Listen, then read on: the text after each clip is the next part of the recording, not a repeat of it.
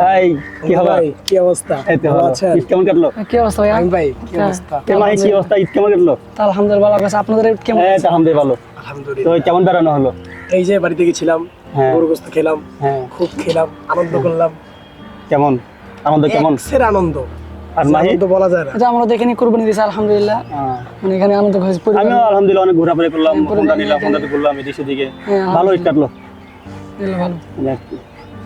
আচ্ছা, আমরা যে এখন এভাবে একসাথে আছি, ঘুরছি ফিরছি, আনন্দ করছি, আমরা কি সারা জীবন এভাবে একসাথে থাকতে পারবো? আরে শুন, দুনিয়া উলটপাট হয়ে গেল, আমরা পরিবর্তন হব না। একদম ঠিক কথা বলছিস বন্ধু। আচ্ছা ধর, আমাদের মাঝে যদি কেউ একজন মারা যায়,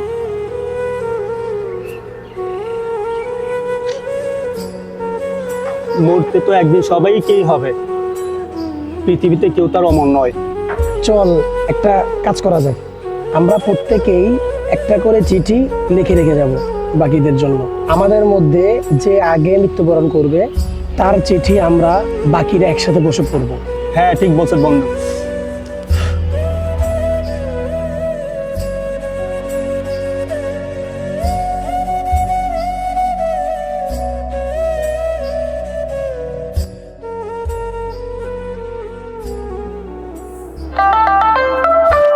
এত রাত্রে আবার কে কল দিল?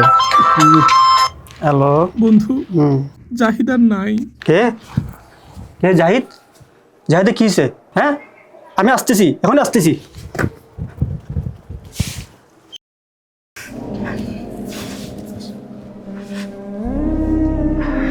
আরে জাহিদ কেমনে চলে গেলে আমাদেরকে আগে রেখে?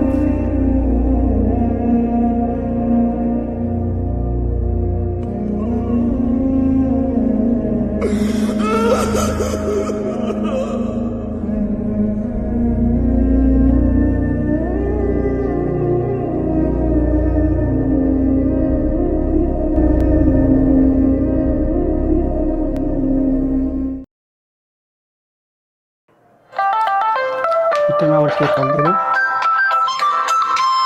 এটা আবার কার নাম্বার? হ্যালো, তোমাদের বন্ধু তোমাদের জন্য একটা চিঠি রেখে গিয়েছে, এটা নিয়ে যাও। যদি তোরা এই চিঠি পড়িস, তার মানে আমি আর নেই। প্রথমেই একটা কথা, আমি তোদের খুব ভালোবাসি।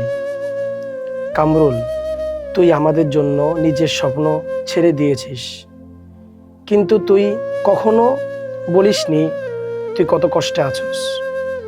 মাহিম, তুই সবসময় হাসিস, কিন্তু আমি জানি তুই রাতে কাঁদিস। তুই সবাইকে হাসাস, কিন্তু নিজের কষ্ট কাউকে বুঝতে দিস না। তোরা ভাবিস আমি কিছুই বুঝি না, কিন্তু আমি সব বুঝতাম। আর একটা কথা, আমার এই অ্যাক্সিডেন্টটা অ্যাক্সিডেন্ট না, আসলে আমি ইচ্ছে করেই, কারণ আমি অনেক দিন ধরে অসুস্থ ছিলাম। আমার ব্লাড ক্যান্সার হয়েছিল, ডাক্তার বলেছিল আমি বেশি দিন বাঁচব না। আমি চাইনি তোরা আমার জন্য কষ্ট পাস, তাই চুপচাপ চলে গেলাম। একটা কথা রাখিস, তোরা নিজেদের স্বপ্ন পূরণ করিস, আমার জন্য না, তোদের জন্য। আর হ্যাঁ, ওই আকাশের দিকে তাকাস, আমি ওখানেই থাকবো। তোদের জাহিদ।